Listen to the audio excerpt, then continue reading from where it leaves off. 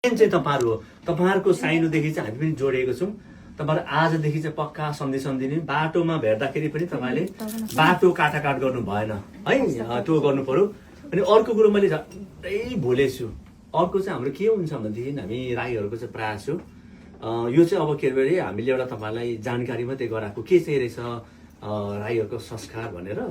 हाम्रो चाहिँ कस्तो हुन्छ भनेदेखि अब बाटोमा भेट्दाखेरि चाहिँ छोरीपट्टिको भन्दा पनि छोरापट्टिको चाहिँ निहुरिनु पर्ने हुन्छ। किनभने हामीले चाहिँ कस्तो हाम्रो बाबुबाजेले चाहिँ के भन्नुहुन्थ्यो, छोरी पनि दिनु म झुक्नु पनि भन्नुहुन्थ्यो अरे क्या। त्यो भएर चाहिँ बाटोमा भेट्दाखेरि चाहिँ अब त्यो त एउटा हामीले तपाईँहरूलाई हामीले एउटा हाम्रो संस्कार मात्रै सुनाएको।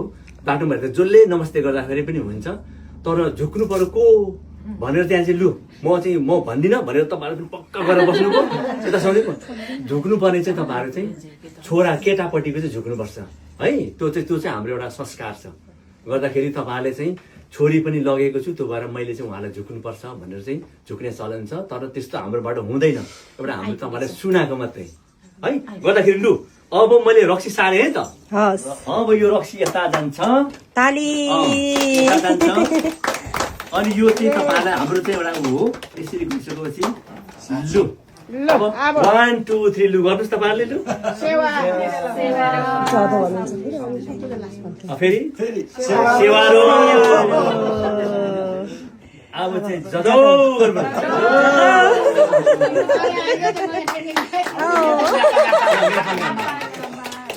हामीले कभर गर्नु है। अब लु तपाईँहरू गएर बस्नुहोस्। अब फेरि भोलि बस्यो उहाँ मेन त चिनिहाल्नु भयो।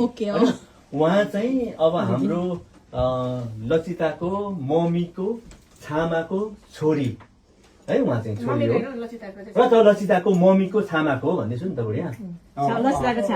लचिताको मम्मीको छामाको छोरी हो नि त उहाँ, दिदीबहिनीको छोरी क्या बुझ्यौ नि।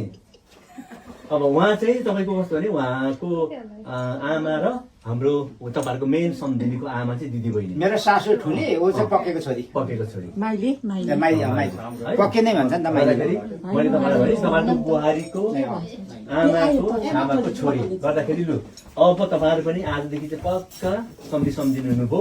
अब म रक्सी सार्छु, त्यसपछि तपाईँहरूले चाहिँ अघि जस्तै गर्नु पर्यो है। लु अब यो चाहिँ अब सम्झिनुको तर्फबाट हो यतासित सार्ने। यो चाहिँ अब हाम्रो तर्फबाट है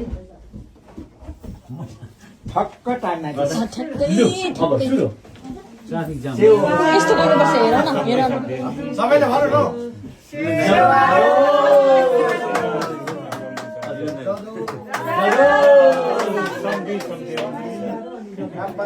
थ्याङ्क यू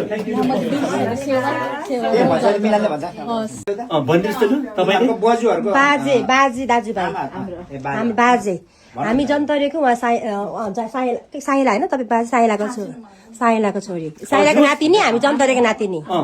उहाँको के अरे ग्रान्ड फादर चाहिँ एउटै हो क्या है, दाजुभाइ हो। त्यो भएर उहाँ पनि हाम्रो चाहिँ उहाँको चाहिँ फेरि बहिनी हो भएर छामा नै हाम्रो तपाईँको बुहारीको चाहिँ छामा नै हो।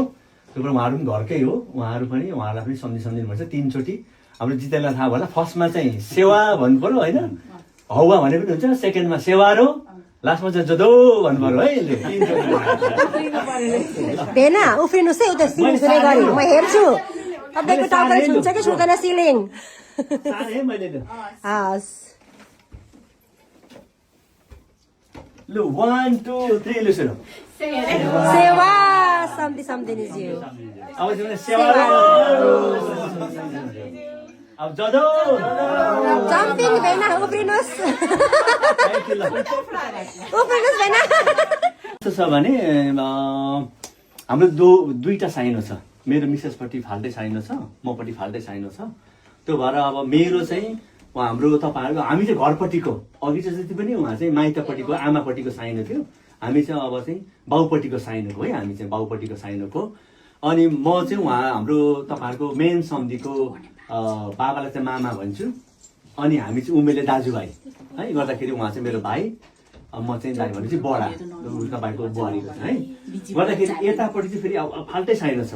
यतातिर तपाईँहरूले चाहिँ हाम्रो तपाईँहरूको मेन सम्झीको चाहिँ फुपू भनेर चाहिँ हामी चाहिँ के भन्छ सम्झिँदैन भनेर के भन्छ साहेब सम्धि सायगाममा भन्छ सायगामा भन्नुपर्छ कि तपाईँको चाहिँ जस्तै सासू ससुरा जस्तो हो कि उहाँ चाहिँ है उहाँ चाहिँ अब फुपू भनेपछि तपाईँहरूले पनि अब हो तर सम्धि नै भन्दा पनि प्रब्लम हुँदैन मैले चिनाउनुको लागि मात्रै तपाईँहरूलाई है यतिको लागि लु हामी रेडी छौँ हजुर हामी चाहिँ हौवा भन्नु पर्यो बुढिया फर्स्टमा चाहिँ है हौवा सेवारो जदो